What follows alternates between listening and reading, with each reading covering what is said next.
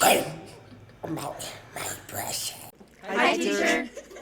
Hello, everybody, and welcome to the Tower of Babel Podcast. This is now episode 3. As you guys can see, we're wearing the same clothes as in episode 2. I'm probably always going to wear this jacket, but so what we do is we record 2 episodes every Wednesday. One will be put out tomorrow on Thursday, and then this one that you're seeing will be put out on Tuesday. Mm-hmm. And so that's why we're wearing the same clothes. I figured, just a disclaimer. Yeah, we wash our clothes, I promise.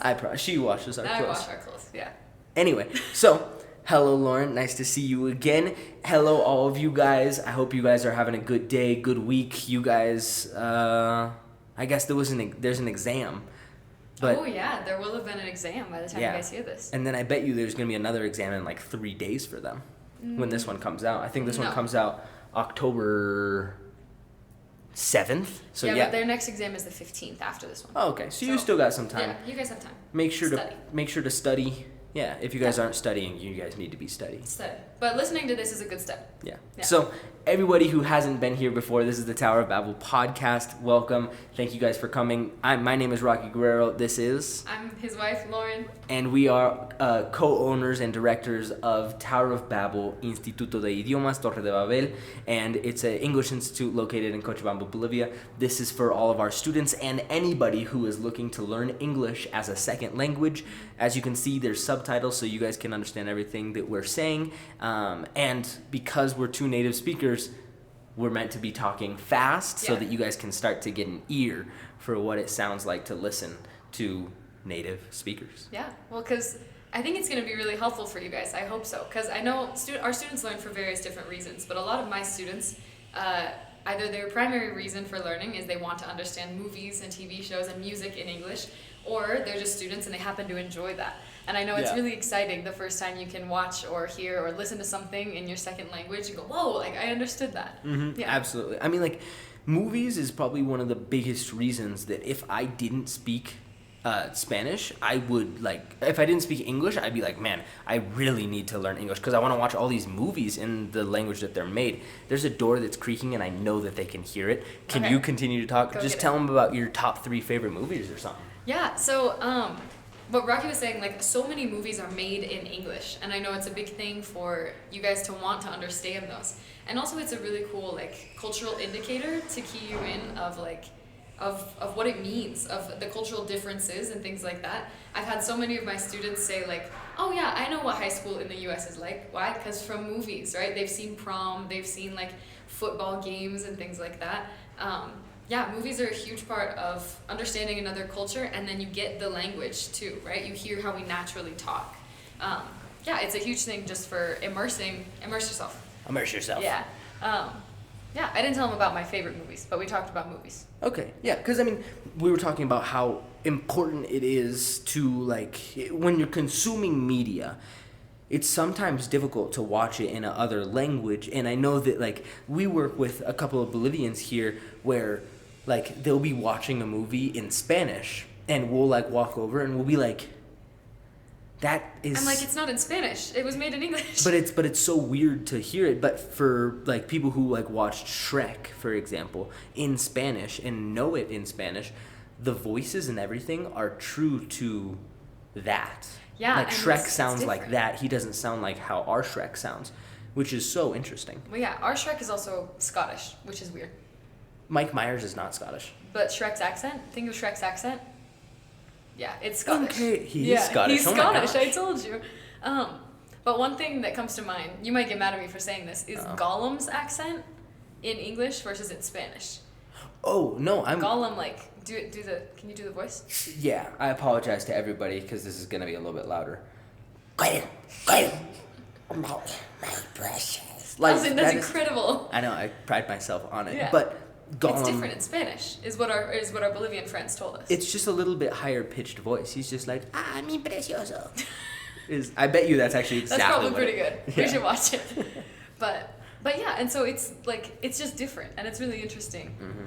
We were also talking about, like, you get to hear, like, mannerisms and colloquialisms that we say in everyday stuff that you don't get, I don't know, from reading formal papers or, like, necessarily in your book. Yeah. You get a lot of natural back and forth, kind of like this is. But obviously movies are cinematic and fun. Yeah, it's easier to like sit down and watch. Like sometimes I have a hard time with podcasts because it's like, okay, I have to be doing something else. Podcast can't be the only thing that you're doing. I bet a lot of you guys might not just be sitting down and watching. You guys might be doing your homework. Do your homework. Nice. Could be studying. That's fine. Nice. But I mean, like, could be at work. I'm not gonna say anything about that. Okay. Like they could be at work while Maybe. listening to this. But the point is, a lot of people aren't just gonna like sit here and watch the two of us like talk on the couch, right? It's mostly an auditory experience. Yeah. And obviously, because we have captions, it makes it a little bit more like, oh, okay, like I'm going to go in and I'm going to watch this so I can understand everything. But I bet as you get to the higher and higher levels, you probably don't need the subtitles anymore. And just maybe occasionally when she says colloquialism, I can't even say that, you got to be like, okay, what's the translation of that word? That was a big word, sorry. Yeah, it's incredibly difficult. It's fine though. Yeah. We were only like 4 minutes in 4 and minutes you and I dropped hit you guys with colloquialisms. Yeah, that's on you. So last podcast we were talking a little bit about like speaking quickly and stuff like that. This time I want to talk a little bit more about kind of accents in the cultural connection to still kind of talk about, like La Paz, Cochabamba, Santa Cruz, and then in the United States, like let's pick 3, Montana? That's just how I talk. I know. That's just okay. I know, but that's like a baseline because Cochabamba is the baseline. Well, we have like young people Montana and we have like cowboy. Howdy. No, modern. Let's do modern day Montana, which is our accents. Yeah. And then let's take like New York, Boston, right? That Those area. The New England. Yeah, What we call it. New England.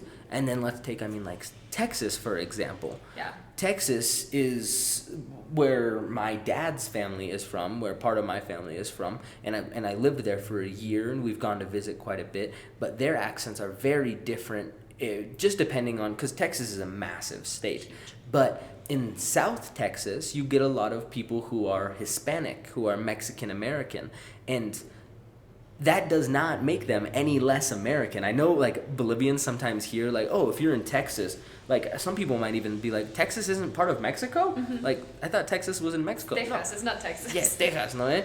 But Texas is just as American as the rest of them.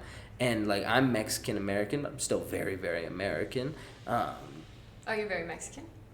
I haven't spent a lot of time around Mexican culture. Like, it was just that 1 year that I was there. But the point of this being that the United States is a melting pot.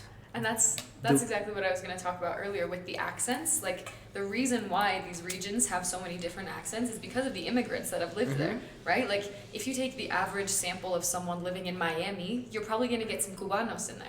Yeah. Right? A lot of that kind of stuff. Like, New York, you have a ton of immigrants from lots of different places. Italians and Chinese mostly in New York. In New York, you're and getting a ton. Yeah, well, because, like, there's just so much immigration. Historically, there's been so much immigration in the U.S. That there are people from literally everywhere that are making homes there. The original Americans, right? The Pilgrims who got there. The original Americans were the Native Americans. I know. Don't forget. But the people who came from England to The then Pilgrims. go, the Pilgrims. Yeah, the Mayflower.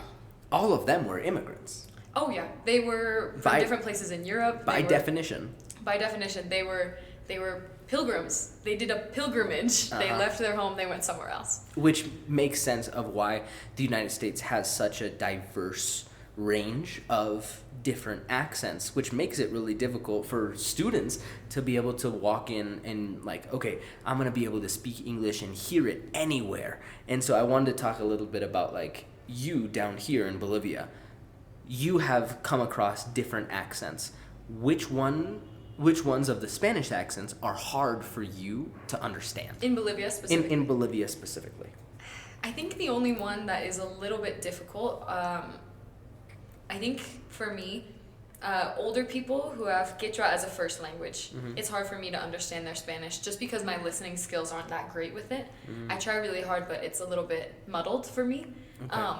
And Gamba accents of like Santa Cruz, pues.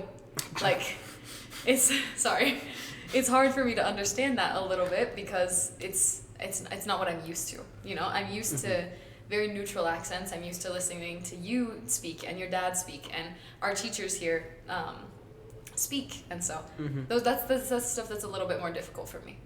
Okay, yeah. I'll be straight up with you guys.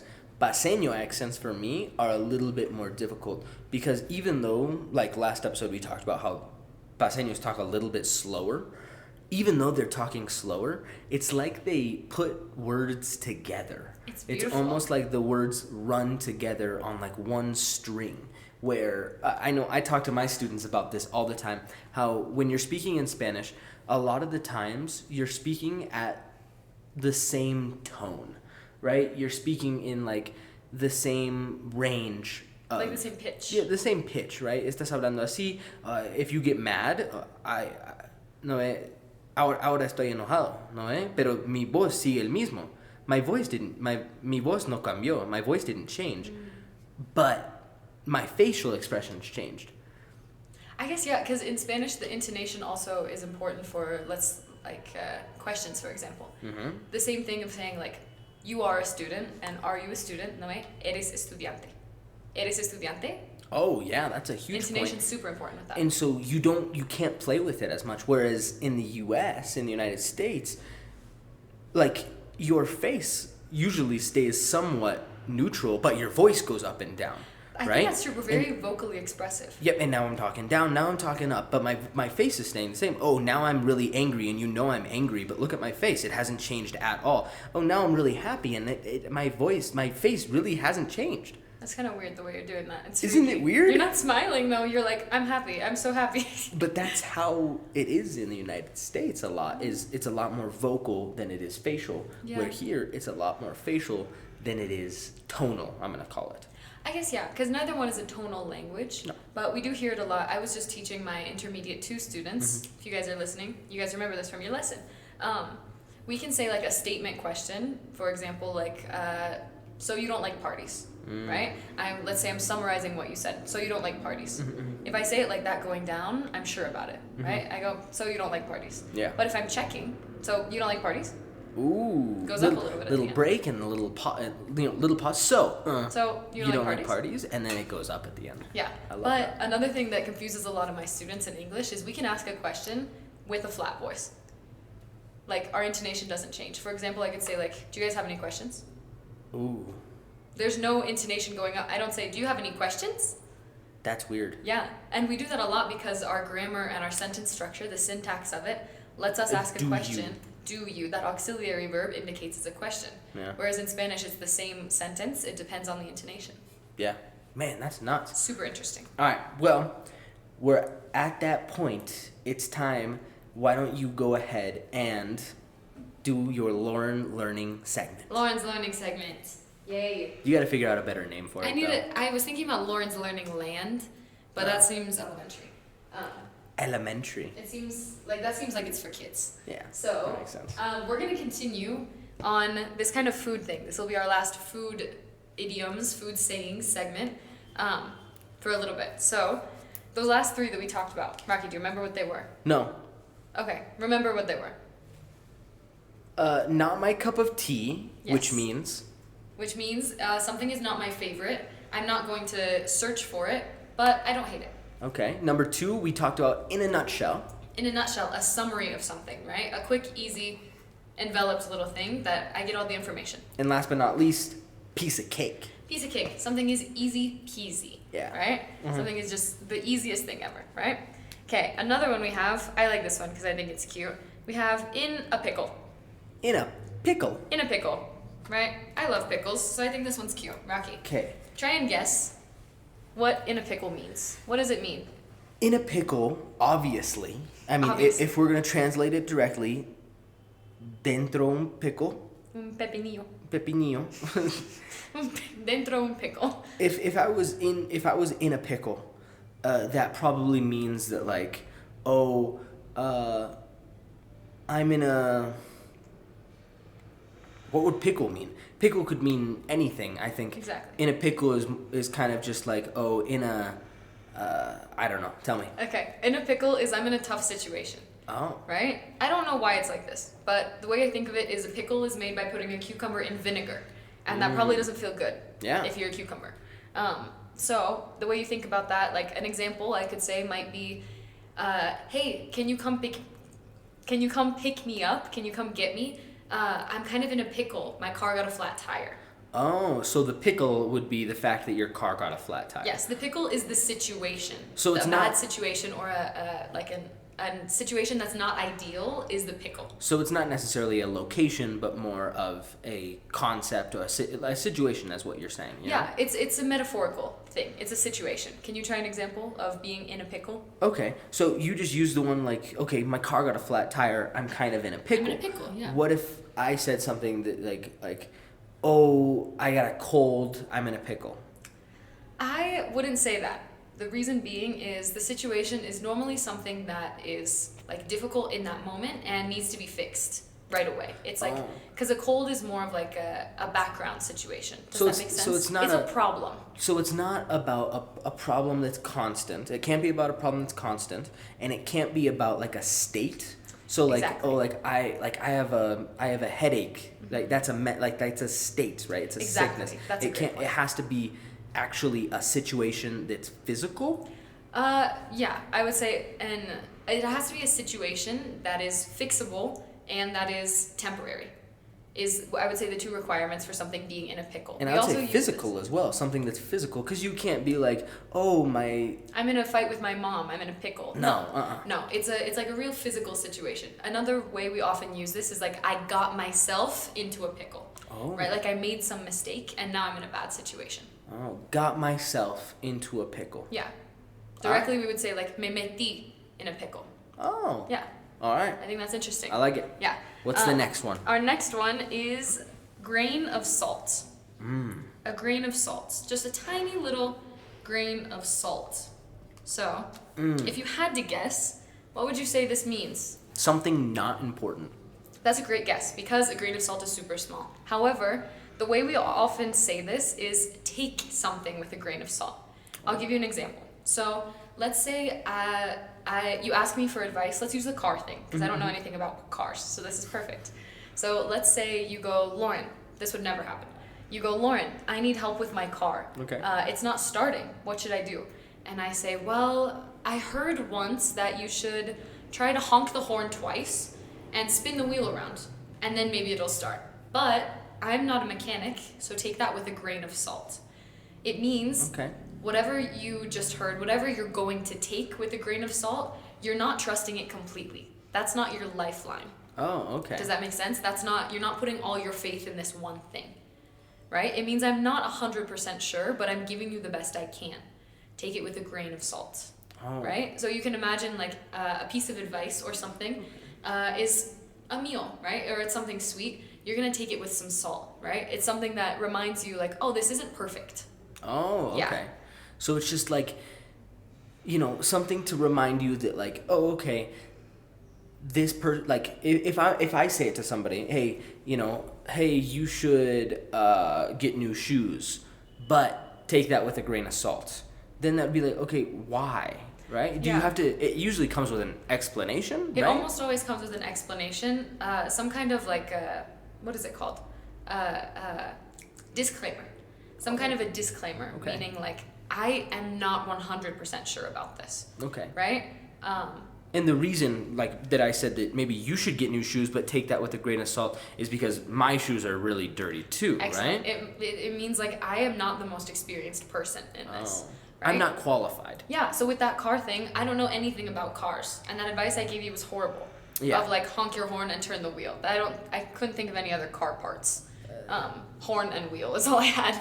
So take that with a grain of salt. The way you guys can remember this is think about like a piece of salt like on your tongue. Think about how that feels, right? It's bitter. It's like sharp. And so if you take something with that, you're taking that, and it's a reminder that this advice is not perfect. I would love to know why. I would also love to know where that came from. Yeah. I wonder if it has to do with like medicine, like taking medicine with salt or something like that. The first person in my class to tell me the reason why we say take that with a grain of salt, like what the etymology of the word is. Ooh, big word. Big word, etymology of that word or that phrase is, I'll give you an extra point. Ooh. The first person in my class to do it will get a piece of candy. Oh. Mine's cooler. Okay. We have time for more, right? Yeah, you got let's do one more. Okay, great. Let's do This one is related to one of our other ones we actually did, and it's the icing on the cake. So we had piece of cake earlier. This is the icing on the cake. And Rocky, if you didn't know, what would you guess that meant? The icing on the cake is the first thing that you do. Oh, good. Is that the first thing you do is bake the cake? But when it's you important to me that you know that. But when you eat a cake, the first thing you're eating is the icing on the cake. So it's like the first thing you have to get done. Ooh, okay, sure.